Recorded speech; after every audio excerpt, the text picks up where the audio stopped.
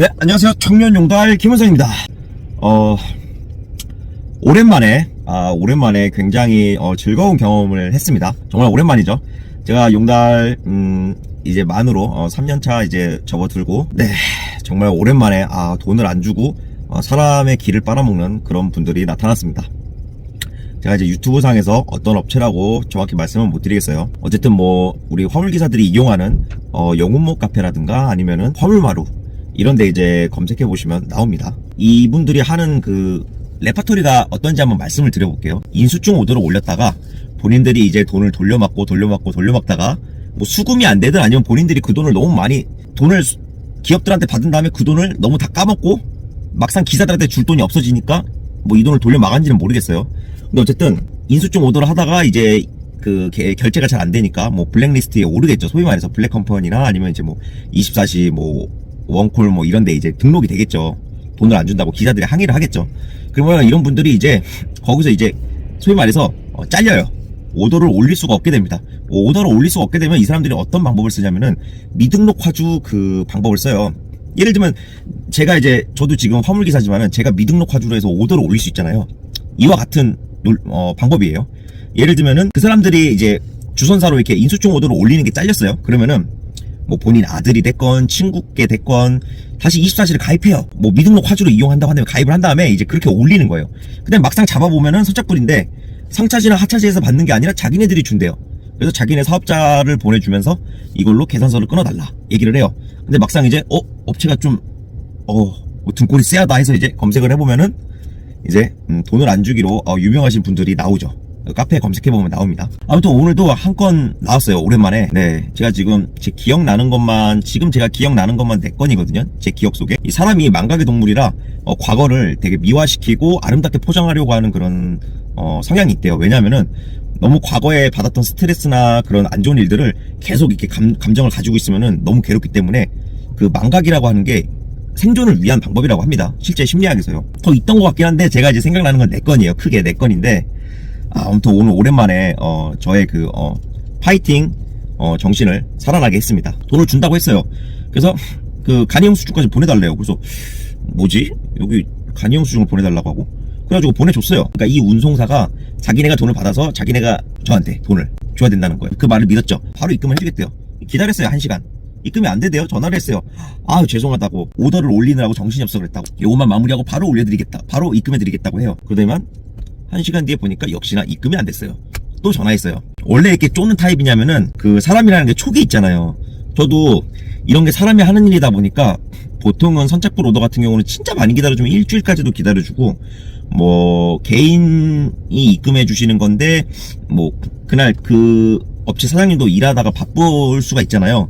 그러면은 보통 반나절까지 기다리거나 뭐 저녁까지 기다려봐요. 근데 이상하게 그냥 쎄하더라고요.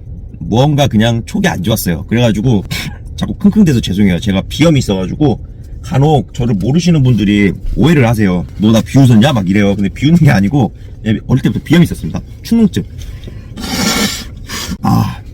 입에서 뭔가 쓴맛이 나네요. 뭔가 오늘 쓴맛을 제대로 본 것 같아요. 아무튼 14시 30분에 넣어준다고 해서 약속을 받고 그 다음에 1시간 기다렸다 15시 30분에 전화를 하니까 오더 올린다고 바빠가지고 그래가지고 믿었죠 또. 근데 오늘 오더 올릴 오더가 맞나? 오늘 일이 없었을 텐데 오더가. 아무튼 전 그 말을 믿었죠. 2시간째가 됐는데도 입금이 안 됐어요. 그래가지고 전화를 했죠. 전화를 해가지고 사장님 넣어주신다고 했는데 입금이 안 됐다고 하니까 저희가 진짜 너무 바빠가지고 너무 죄송해요. 지금 바로 넣어드릴게요 이러는 거예요. 바로 넣어주시나 보다 했어요. 또 안 넣어주대요. 그러니까 14시 30분에 전화하니까 안 넣어주고 15시 30분에 전화하니까 또 안 넣어주고 16시 30분에 전화하니까 진짜 넣어주겠다고 하더니만은 이제 전화 끊고 나서 안 들어왔어요. 또 일하다가 이제 넣어주겠지 해서 한 17시 30분 좀 넘게 기다렸어요. 17시 한 45분 정도 됐나? 그래가지고 전화를 했어요. 뭐 마감하거나 뭐 야상 오더 올리느라 바쁠 수도 있겠지. 좀 기다려보자 했는데 5시 45분이 돼도 안 들어오대요. 그래서 뭔가 쎄한 거예요. 아까도 쎄하다 느낌을 살짝 받았는데 그래서 뭔가 이상하다 해서 영웅에 검색해보니까 웬걸 뭐 60일 결제 얘네 돈 받기 힘들면 안 주네요 돈을 막 이런 말들이 있는 거예요.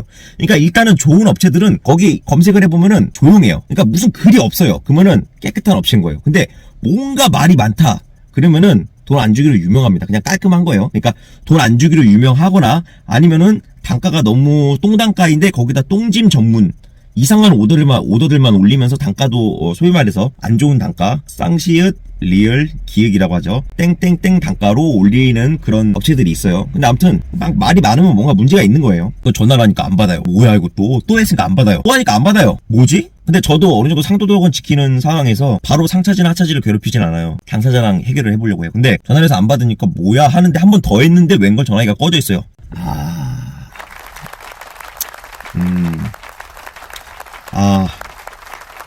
궁의 철퇴가 필요한 순간이다. 뭐 이런 생각이 드는 거죠. 그래가지고 안 되겠다 해서 하차지에 전화했어요. 저 아까 배송했던 기사인데요. 이거 운임 누가 계산하시는 거예요? 여쭤봤죠. 근데 그거 어떤 분이 계산하시는 거예요? 그러더라고요. 그러면 제가 그분 연락처 좀 알 수 있을까요? 했어요. 왜냐면 그분이 운송사한테 돈을 주는 거니까요. 그분이랑 통화를 하려고 이제 전화를 했는데 그분은 또 자기가 돈을 주는 게 아니래요. 화주가 따로 있대요. 그래서 그럼 그 화주 번호 좀 알려달라고 그랬어요. 그래서 무슨 일이냐요. 그래서 돈이 안 들어온다고 그랬더니 그럼 제가 통화를 해보고 전화번호 알려드리겠대요. 그래서 아니라고 바로 알려주시라고. 그냥 저한테 전화번호를 찍어주시면 제가 통화하고 알아서 끝내겠다고. 전화번호를 받고 통화를 했어요. 얘기를 했죠. 아니 근데 당황해 하시죠. 아니 왜 근데 제가 이렇게 얘기를 들을 일 아닌 것 같긴 한데 아니 뭐 돈을 안 줘요? 하면서 막 그래요. 그래서 어쨌든 한번 쪼으니까 제가 화주랑 통화하기 전에 상차지 업체랑 통화를 했어요.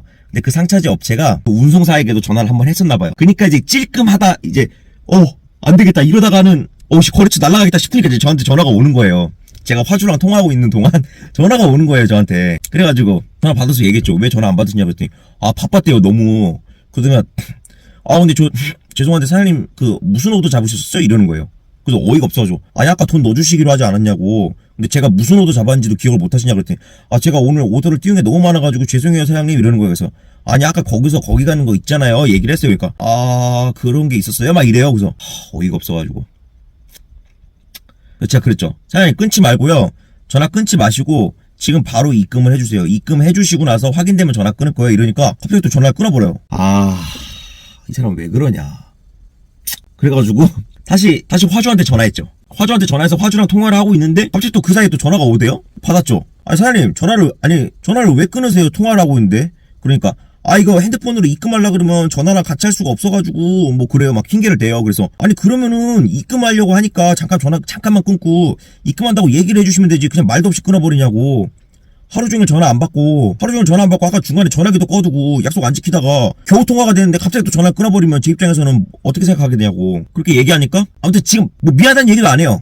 지금 바로 넣어드릴게요. 이러더니 뚝 끊어요. 그러더니만 한 10초 지났나? 핸드폰이 진동이 울리더라고요. 그 은행 어플이 이제 이체가 됐다 그러면은 진동이 울려요. 딱 보고 나서 아니 이렇게 쉽게 넣어줄 수 있는 거를 왜 안 넣어주냐고. 왜 꼭 사람이 좋게 얘기할 때는 말귀를 못 알아듣고 꼭 이렇게 승질을 내거나 이해관계자를 괴롭혀야지만 돈을 주는지 이해가 안 가는데요.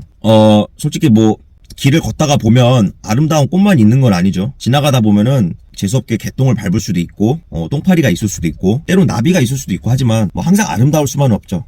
그래서 그렇기 때문에 이런 걸 어느 정도 운수업을 하면서 이렇게 정신 멘탈을 좀 강하게 좀 길러야 된다고 생각을 해요. 근데 저도 한동안은 꽃길만 걷고 꽃냄새 맡으면서 나비만 보다가 오랜만에 소똥을 밟은 느낌이에요. 그래가지고 어쨌든 돈은 받았고요. 이게 뭐 단가가 완전 좋은 것도 아닌데 좀 힘드네요. 이게 감정 소모가 힘든 거죠. 차라리 몸이 힘들면은 조금 쉬면 괜찮아지는데 감정 소모는 좀 기가 빨리는 것 같습니다. 아무튼 만약에 제 영상을 보시는 화물에 입문하시는 분들 혹은 어떤 수금에서 어려우신 분들이 계시다면은 요거 하나만 기억하시면 될 것 같아요. 당사자가 전화를 안 받는다. 그 당사자를 경찰서에 신고하는 것도 좋아요. 근데 그 전에 이해관계자 있잖아요. 그 당사자가 그냥 밥 벌어먹고 사는 거 아니잖아요. 거래처가 있고 그 사람도 신뢰가 쌓여서 어디서 오더가 들어와야 오더를 올릴 거 아니에요. 그러니까 물건을 실었던 곳, 물건을 하차했던 곳 그 사람들이랑 통화를 하세요. 그분들한테 전화를 해서 여기가 돈을 안 준다고 계속 통화를 해서 소위 말해서 괴롭혀야 돼요. 그분들이 그러면은 그 운송사한테 전화해 왜 돈 안 주냐고 우리가 돈 주지 않았냐고 배송 다 완료했다고 이 사람 이렇게 하면 그 사람은 뜨끔하는 거예요. 진짜 솔직히 이렇게까지 하고 싶지 않습니다. 웬만하면 당사자랑 합의를 보고 싶고 그냥 좋게 마무리하고 싶은데 진짜 이렇게 더럽게 구는 사람들이 있어요. 뭐 전화를 안 받는데 뭐 방법이 있어요? 그러면은 이해관계자를 전화해서 이해관계자에게 따질 수밖에 없죠. 상하차지 혹은 화주 그리고 정 안 되면은 그때 이제 경찰서로 가시면 돼요. 그러니까 이렇게 하시다가 좀 뭔가 쎄하다 싶으신 것들 혹시 그리고 요즘은 미등록 화주 선착브로드에서도 이상한 사람들이 많아요. 통화 어차피 하루에 통화 그렇게 많이 안 하시니까 통화 녹음을 누르시던가 통화가 그 녹음이 되는 어플 사용하셔도 좋아요. 그 증거를 남겨야 되니까요. 그리고 항상 상하차 뭐 사진 찍어 두시고, 네, 상차까지는 몰라도 하차 사진은 찍어 두시고, 그렇게 해서 증거가 있어야지 이제 경찰서 가서 접수했을 때 경찰관이 그걸 딱 보고 상황 파악이 되면서 바로 저랑 저에게 이제 그 돈을 안 주는 그분에게 이제 경찰관이 직접 전화를 겁니다. 그러면은 요즘은 전화기가 잘 돼 있어서 경찰서에서 전화가 오면 땡땡땡 경찰서라고 떠요. 경찰서 전화를 안 받을 수가 없어요. 그러면은 그 전화 받고 그 상황을 경찰서 가서 설명하기 위해서 그 사람도 경찰서에 출석을 해야 됩니다. 경찰서에서 출석하라고 그 통지서를 날려보내요. 그거 불응하면 안 됩니다. 그 사람들은. 그 사람들은 그렇게 하면 본인들만 더 힘들어지는 거예요. 어쨌든 이거는 최후의 보루고, 그 전에는 당사자가 안 받는다? 그럼 이해관계자를 괴롭히는 수밖에 없어요. 어쨌든 이해관계자들이 처음에 누구한테 돈 받으시면 돼요 하고 저희는 그 말을 믿고 일한 것도 있잖아요. 물론 뭐 운송사 말을 믿고 상하차지 가서 물건 싣고 갖다 준 것도 있지만 어쨌든 그 사람들이랑도 연관이 안 된 게 아니에요. 그분들의 물건을 저희는 이제 소중하게 잘 가지고 배송을 해드린 거잖아요.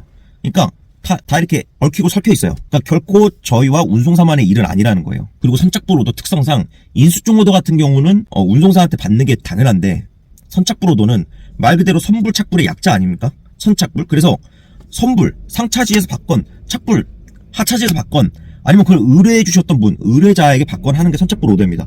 원래는 그 오더는 운송자가 주는 게 아니에요.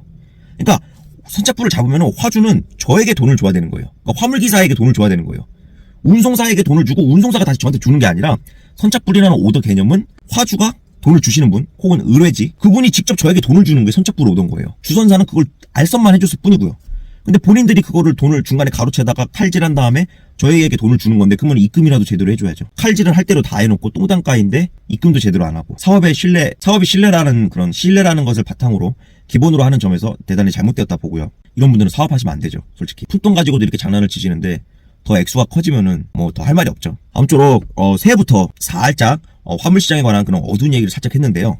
항상 뭐 꽃향기를 맡고 나비만 볼 수는 없는 그런 길이 화물시장이 아닌가 생각합니다. 지나가다 보면 진흙탕도 있고요. 똥파리도 날리고 소똥도 있고 그럽니다. 그렇게 해서 지나가다 보면 또 잘 뚫린 아스팔트 길이 나오고요. 그런 게 화물이라고 생각을 하고요. 뭐 어느 사업이건 진상들은 꼭 있습니다. 근데 그 진상을 만날 때 대처 방법, 독해지지 않으면 살아남을 수가 없더라고요. 그냥 좋게 내내 하면은 오히려 그거를 악용하려고 하시는 분들이 있기 때문에 그렇습니다. 저보다 짬밥이 훨씬 오래되고 경력이 많으신 우리 선배님들께서는 제가 이렇게 말하는 영상 보고 그냥 재밌게 보셨겠지만, 새로 입문하시는 분들에게는 살짝 두려운 일일 수도 있고, 그리고 앞으로 닥칠 그런 일 중에 하나죠. 안 걸릴 수가 없어요. 한 100건 정도 하면은 한 건 정도 걸릴 수도 있는 거예요. 그래서 너무 그거에 막 너무 좌절이나 너무 기분 상해하지 마시고요. 물론 저도 오늘 기분은 상했어요. 근데 예전에는 이 정도, 소위 말해서 이 정도 빡침까지는 아니었던 것 같아요. 이 정도 화가 나는 것까지는 아니었어요. 근데 저도 이제 이런 경험들이 조금씩 있다 보니까 이 촉이 오면은 생각만 해도 막 승질이 나는 거예요. 근데 뭐 심리학적으로 그렇더라고요. 좌절보다는 분노가 낫다고 합니다. 이런 상황에서는. 물론 이제 분노하면서 이성적으로 어떻게 풀어가야 될지를 생각을 해봐야겠죠. 네, 저도 이제 집에 올라가야 되는데, 집에 들어가기 전에 잠시 좀 이런 불미스러운 일이 있어가지고 이 표정 관리가 안 돼서 좀 감정 좀 삭히고 있었어요. 집에 가면 저희 와이프나 애기에게는 또 웃는 얼굴로 또 들어가야 되니까 영상을 찍다 보니까 좀 머릿속이 정화가 된 것 같습니다. 아무튼 악덕알선 돈 안 주는 사람들 영혼모에 아주 잘 나와 있습니다. 카페에 검색하시면 다 나옵니다. 미리 등록하시는 방법도 추천드려요. 거기 번호도 다 있거든요. 뭐 좋은 업체도 있어요. 하다 보면은 화물기사들 생각해주고 좋은 업체들도 분명히 있고요. 다만 한 번씩 소똥이나 개똥도 있다는 점, 네, 말씀을 드리고요. 아무튼 너무 말이 길어졌습니다. 새해가 밝았는데 새해 복 많이 받으시고 꿀집 많이 잡으시고 이런 소똥 조심하시길 바랍니다. 네, 재밌게 보셨다면 구독과 좋아요 부탁드립니다.